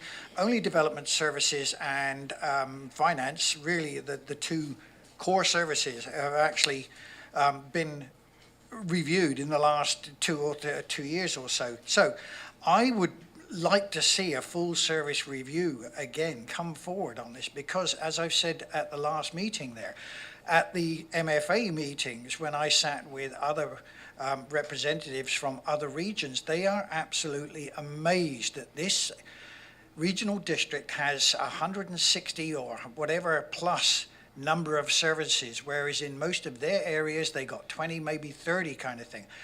So we do need a full service review and current service levels of those particular service. Do we really need them? And that's what's suggested here. It's not a method of budgeting, but rather a process of evaluating service levels. We do need to cut back severely, and we need to cut back on the number of service levels.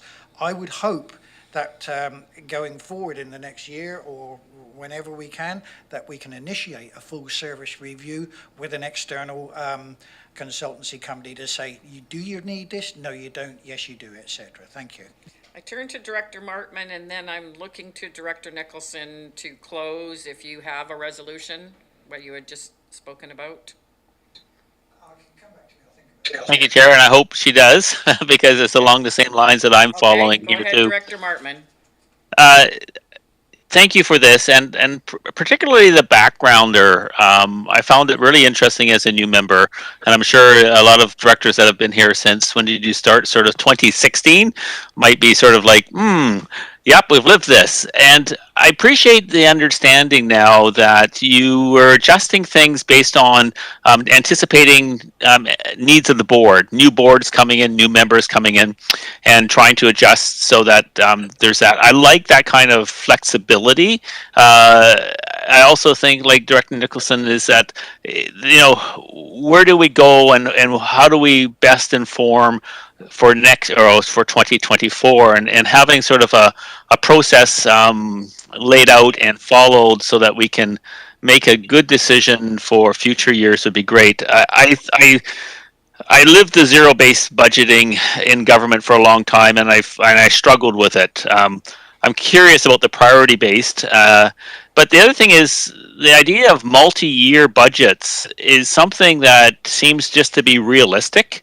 And so I guess I'm looking, where is the best place to land on all of this? And certainly a concept of regular or things that would trigger service reviews so that you can build off of that. So I would look towards a motion to second from Director Nicholson if she has something. Okay, I turn to Director Nicholson.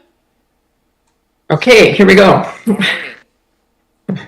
I move that staff provide a workshop, I guess it would be in November, on servicing reviews, budgeting options, and how to best integrate those with established strategic priorities. Are you seconding that, Director Martman? That's been moved and seconded. Any discussion on that resolution? Go ahead, Director Wilson. Yeah, thank you, Madam Chair. Yeah, I will be supporting this particular thing, but I was just in the process of actually trying to put together a motion as well, and I wonder if you could just bear with me for a couple of seconds while I just type this up and send it to the board with, of course, the permission of Director Nicholson, if that's okay. Well, we currently have a motion on the floor that's been... Yeah. There's no emails. It's got to be done in the public. If you have a motion, and it's too late now because we have a motion on the floor currently, so we have to go with this motion. Okie dokie. And I'm going to call the question. Oh, Director Salmon. I'm supportive of the motion. I just wanted to add in case it's relevant when we get to it, but it's interesting. Tax notices have gone out of course, and I've had the range of responses from people here in Area A, and just because of the way the assessments work and the assessments that are, above average or below average, just for interest, so we had a 4% requisition increase, a little less here in Area A, but the ranges that I've heard just from people is from -6% to +16. So just for context, and we spent all sorts of time getting our target of 2 or 4 or whatever it is, and reality is quite a wide range. So just wanted to throw that out there. Thank you. I'm going to call the question. All in favor? Opposed, if any? Director Morrison is opposed. Motion is carried. Ms. Harrison? Thank you, Madam Chair. The next item SR3, is the staff report from the General Manager, Community Services Department regarding the CVRD bylaw number 4438, Regional Recreation Facility Funding Establishment Bylaw, and that is for information. So are there any questions on this? We have Mr. Elzinga in the live and in color here. Go ahead, Mr. Elzinga. Thank you, Madam Chair. Staff actually debated whether an introductory report was necessary, but it allows me to provide a couple of pieces of information to this regional recreation bylaw. First, that we're including a dispute resolution process recommended by the CVRD's legal firm. And it came to my attention that the bylaw can be approved by the board without elector assent, which I know I have not communicated to the board. Staff will be proceeding toward a referendum pending any other direction.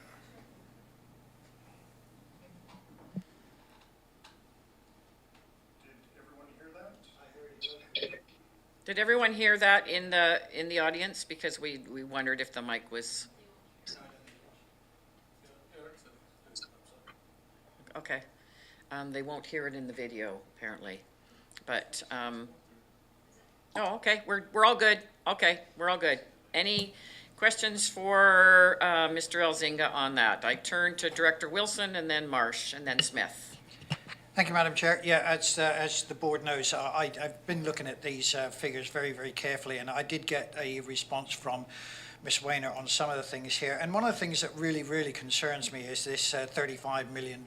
And Ms. Weiner did say in her response that it is a number which is a maximum. This is the greater of, but it still means that this is an increase of from 15.793 to $35 million, 220%.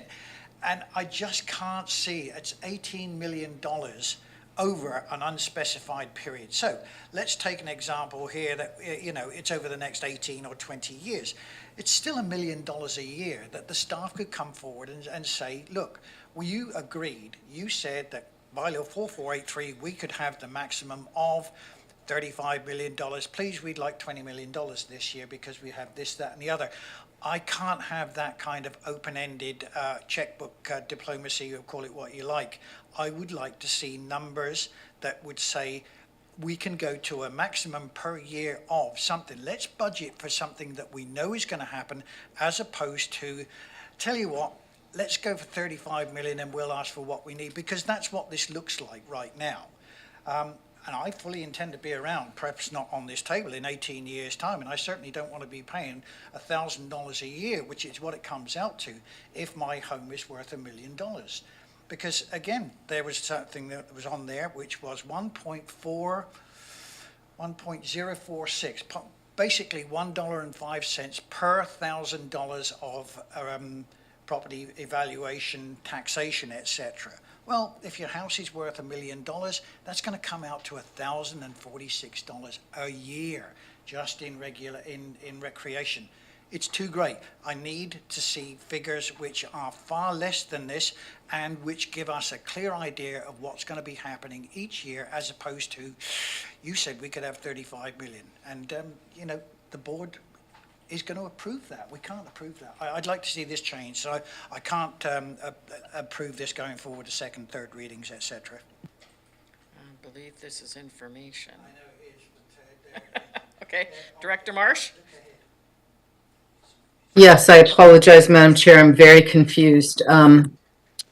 Did I hear Mr. Elzinga say that to pass the regional recreation function, we don't have to go to referendum, or was that daydreaming? That's what I understand. He had just announced that. That's something that we Okay. had found out, And- but we're still and if- going to the public.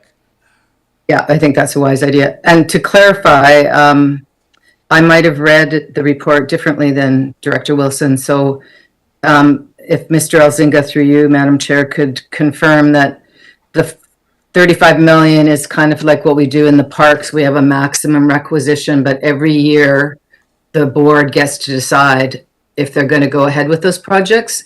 Is it any different for these regional recreational facilities? Mr. Elzinga. So, Madam Chair, thank you for that. Microphone does not come on. Is my audio on? It's not coming on my screen, but is it all working, everyone? I can hear him, Madam Chair. Okay. Oh, okay, thank you. Yes, my apologies. Go ahead. Okay. Yep, Is you're it on good. now? Thank you. Madam Chair, thank you, and through to Director Marsh. So there are two sets of numbers. One is the actual numbers that were presented as part of the 2019 budget. The financial officers around the region suggested that would be the best snapshot of financial information, financial implications to show to the board, and that was the $15 million figure. Currently, through the 9 regionally significant facilities, there is a maximum requisition totaling approximately 35 million. So it is not an increase that is proposed. It is taking the existing maximum requisition for those 9 facilities and putting that into the proposed bylaw. I'm still not clear, and I really apologize, Madam Chair and Mr. Elzinga. So it's in the bylaw, but that doesn't mean we tax for it every year. Am I right or am I wrong? That's absolutely correct. Through the chair to Thank you. Director Marsh, you tax whatever the board decides to tax. Yeah, thank you. I'm sorry, my brain's just a little sleepy. Thanks. So I have Director Smith, Martman, and then back to Director Wilson, unless I see somebody else who hasn't spoken. So Director Smith, Martman, and Wilson. Go ahead, Director Smith. Thank you. So I'm just looking for some clarification from the staff on how they came up with the maximum numbers. Some of them look like they're approximately double. Some of them look like they're about triple. And so how did these maximum numbers come forward? Because there seems to be no rhyme or reason on them to get them to those levels. And so that almost looks like we're adding some projects in there in the future that would seem a little hidden if we're not just doubling all of them, or if we're not doing something. So maybe some clarification there. Thank you. Mr. Elzinga just said it was 9 facilities, but I'll turn back to Mr. Elzinga. Thank you, Madam Chair. Through to Director Smith, it's an excellent question. So 5 CVRD facilities have an established maximum requisition within the bylaw. And those numbers were directly converted over to be part of the total for the new proposed bylaw. So municipalities do not have the same requisition or restrictions or maximum requisition for their functions that a regional district does. So for the municipal facilities, for the Frank Jameson Community Center, the Full Lake Arena, the Couch and Aquatic Center, and the Couch and Sportsplex, the CVRD staff requested municipal financial officers to provide a proposed maximum requisition for their facilities, which would allow for some contingency over the existing requisition, and those numbers were included as part of the $35 million maximum requisition in the proposed bylaw. Director Smith, do you have a follow-up? Are you okay? I'll come back to you, or, okay? I turn now to Director Martman, Kuhn, and then back to Director Wilson. Director Martman, go ahead, please. Thank you. And I guess just understanding we're getting this for information right now, and maybe just lay out the process so I'm really clear on when we would see this next. And is there an opportunity for it to be revised? Go ahead, Ms. Harrison. Thank you, Madam Chair, through you to Director Martman. In the report, it identifies that the bylaw appears in the bylaw section of this agenda for consideration of first 3 readings. Thank you. I turn to Thank Director. you. I follow up if I can. Oh, go ahead. Yep, thank you. Thank you for that. And then the next question I have is around the inclusion of the dispute mechanism or language. And I'm just interested in how would this play out? Is this something that an electoral area would bring something that they don't agree with? I don't see how this works. So maybe explain that. Mr. Elzinga, dispute mechanism? Yeah, Ms. Harrison, go ahead, please. Thank you, Madam Chair.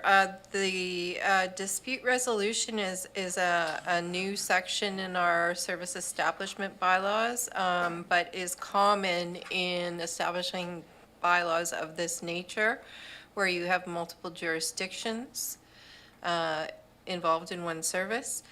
How the actual rules of the policy would be done is by separate agreement with the participants, but basically a participant, that's an electoral area or a municipality that has a dispute with the rest of the participants could bring a claim forward for a committee to review. Thank you. Okay, I turn to Director Kuhn, then back to Director Wilson and Smith. Director Kuhn, go ahead, please. Yes, to get back to the taxation, isn't it so that the amounts to be charged are also tied to the property values?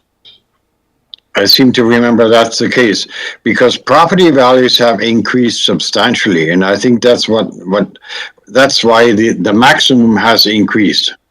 I seem to be remembering that kicks in. When property values go up, the maximum goes up as well. Can staff clarify, anybody clarify that? Go ahead, Mr. Elzinga.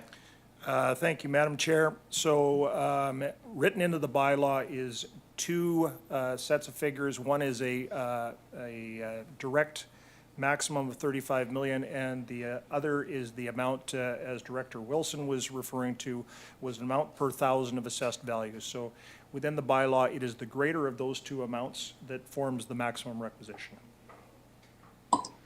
Okay, I turn to back to Director Wilson. Director Nicholson, your microphone's on.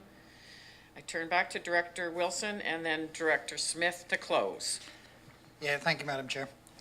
Yeah, and thereby hangs the problem by the greater of 35 million or by a property tax rate of 1.0468 per 1,000. So we're now looking again at numbers which are intangible.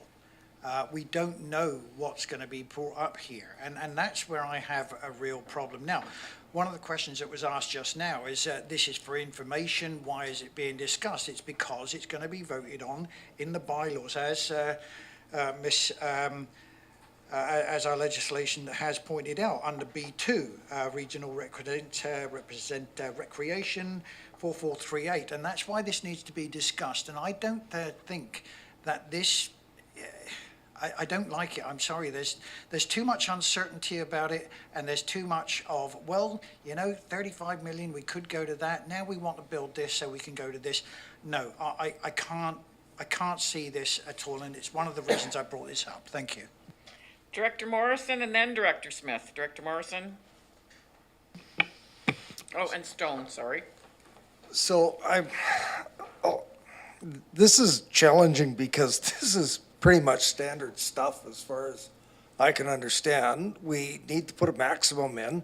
I've heard the argument the other way, that if you don't put if you put a number in lower than the maximum, then people think that you're not painting the true picture as to what the maximum could be. So I look at this and I don't think that we're going to have staff sort of wringing their hands saying, ooh, look at all the room we have.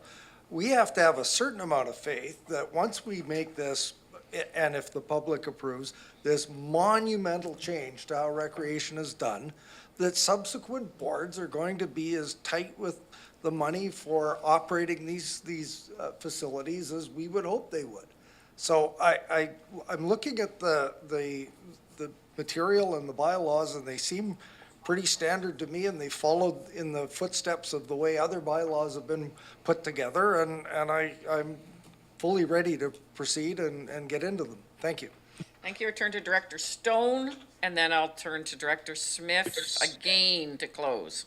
This was for information. Yeah, and just for clarity, this is a sum total of the existing maximum requisitions that already exist for the 5 CBRD facilities and the other municipal facilities. So by the argument that by having a high limit, it's just an excuse to tax more, would mean that every municipality would just run up bills. Every board and council has a fiduciary responsibility to budget accordingly to the levels of service that we want to provide. So I get the concern, but I just think it's unfounded. I'll be supporting the bylaw. Thank you. Turn to Director Smith. Thank you. So I was just wondering, are we not as a board able to increase a taxation by 5% each year under legislative? So if we started with the amounts that are the totals that came from 2019, and every year we increased it by 5%, would that not keep us within a reasonable increase every year, and everyone would expect the 5%? So I just was wondering if that is something that was actually considered based on putting these maximums in. And I have one other question still in regards to this. Thank you. Yes, please.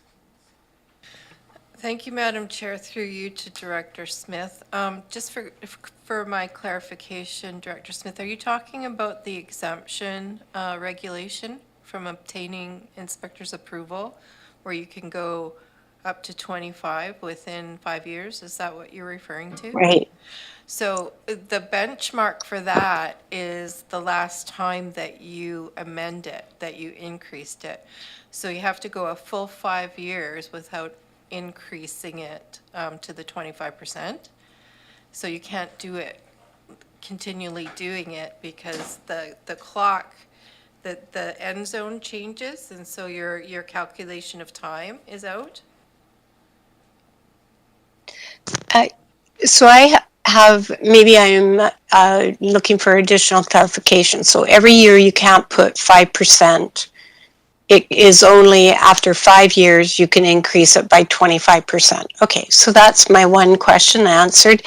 And the other one is, this dispute resolution committee, I would like a little more clarification on that and how it's made up and how it's going to work. Thank you. Go ahead, Ms. Harrison. Thank you, Madam Chair. So it would be similar to advisory committee to the board, made up of appointees of the participants of the service. So appointees of Area A through to I, and then our 4-member municipalities. Okay. Thank you very much. We're moving on now to bylaws. Ms. Harrison. Thank you, Madam Chair. Item B1, recommendation before you is that CVRD bylaw number 4428, municipal ticket information authorization amendment, schedule changes, bylaw 2022, be granted first, second, and third reading. Okay, that's been moved by Director Acton. Not moved by Director Acton, moved by Director Staples and seconded by Director Morrison. And Director Acton would like to speak to that. Go ahead. Yes, I have a question. Oops, sorry. Oh, geez. My dog's, sorry. I'm just trying to pull it up. So if you looked at the attachment, it's got, sorry. If you look at the attachment, it's got different amounts for fines. And had a chance to discuss these up close. Some of the fines seem quite low for under some of the soil bylaw. I wanted to ask staff because things like improper slope grade or not producing a deposit log book seem like some kind of big infractions where they only have a $250 fine instead of $1,000 Per day. Who could, Ms. Cheroff? Thank you, Madam Chair. So the bylaw that's before you today is intended to reflect changes to other regulatory bylaws to ensure that we maintain consistency between ticketing and those bylaws. If the board wishes staff to investigate or consider or draft a report for committee with recommendations around fee increases or to rationalize the fees that are in the existing bylaw, we would be happy to do that and to bring that forward to committee following a board resolution, of course. So could I move that we do that around the soil bylaw ticketing? Right now, this is on the floor, it's been moved in, or she could refer? You could Point of order. Okay, go ahead. We've got a resolution on the floor. Sounds like what Director Acton is recommending is separate to this, and I would suggest that we could do this, and then a subsequent report could come forward for debate on the bylaw, or on the fine amounts. Is that okay? I'm turning. But staff was looking for a resolution to that, so perhaps after this, or is that not? Yeah, that was my understanding. Okay. This bylaw is currently on the floor. You could refer it, or you could make a referral, or you could move this and have the discussion and have staff do a report, and make another motion. Do I have that correct? That is correct. Thank you. So currently, it's been moved and seconded, and I'm going to call the question on this bylaw. Director Salmon. Well, I'm not totally clear on that. It seems to me I would second a referral if it makes more sense. If the fines are part of this thing, why don't we wait and get the full information before we pass it? Chair off. I don't believe there have been changes to the fines, and so if the board wants to consider changing the fines, you can certainly do that as part of this bylaw process, but this bylaw can be amended on an ongoing basis, and so I would humbly recommend that you amend the bylaw so that we are consistent with the other bylaws that have been adopted to date, so that our bylaw officers can ticket appropriately if necessary, and then we could do the subsequent work on updating fees if necessary. Okay, is that clear with everyone? Now I'm going to call the question on the bylaw. All in favor? Opposed, if any? Motion is carried. Is there another recommendation from the floor? Director Acton.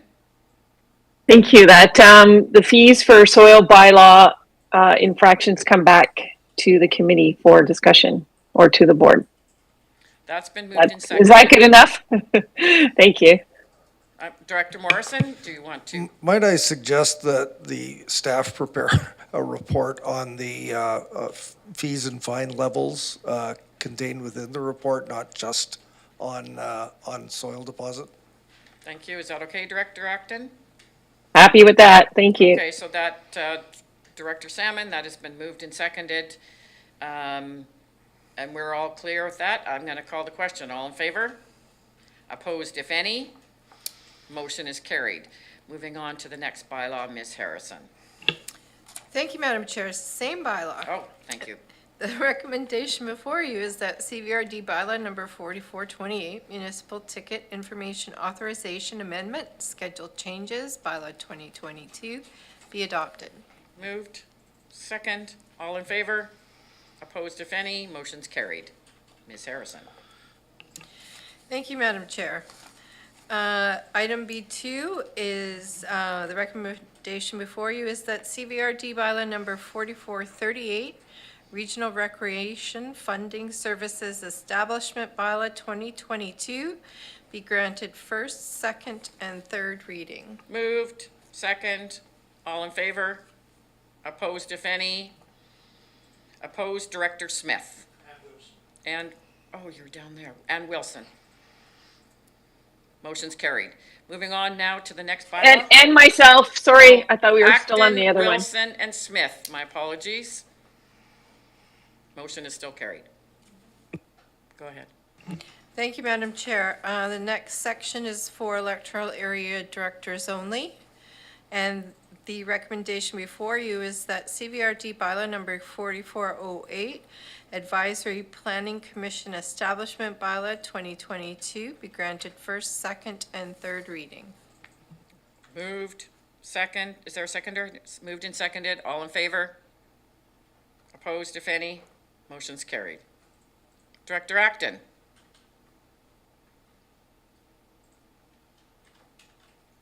Mark me as opposed, please. Okay.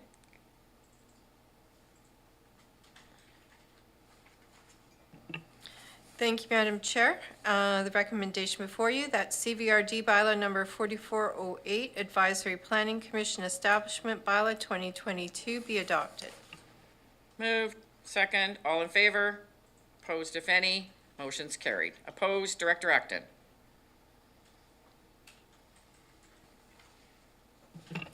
Thank you, Madam Chair. The next recommendation before you for electoral area directors only, that CVRD bylaw number 4429, electoral areas official community plan amendment bylaw for Laketown Ranch Teleglobe 2022, be granted first and second reading. Moved. Second. All in favor? Opposed, if any? Director Nicholson opposed. Motion is carried. Thank you, Madam Chair. Recommendation before you, that CVRD bylaw number 4430, electoral area I, Ubomee Creek zoning amendment bylaw, Laketown Ranch Teleglobe 2022, be granted first and second reading. Moved. Second. All in favor? Opposed, if any? Director Nicholson opposed. Motion is carried.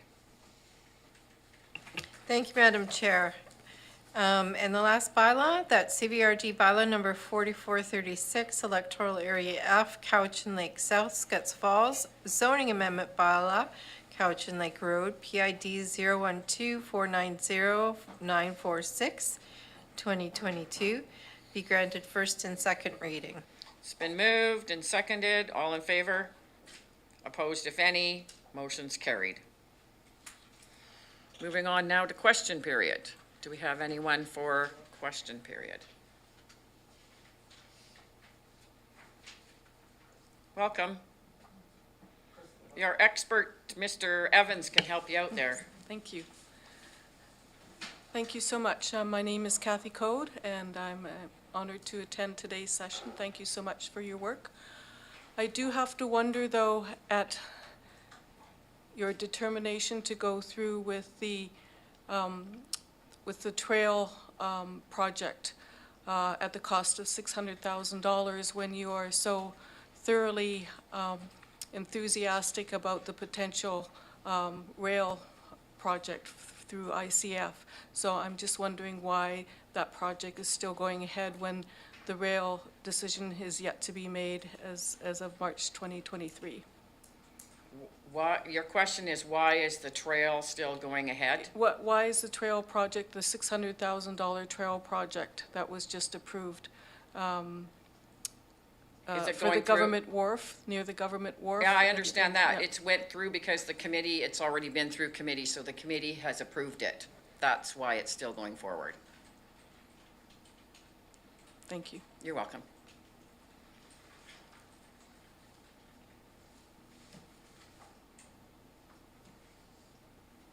Not seeing anybody else. I'm going to move for a motion to go into closed. Ms. Harrison? Thank you, Madam Chair. Motion before you is that the meeting be closed to the public in accordance with the Community Charter Part 4, Division 3, Section 90, subsections 1L and 1M.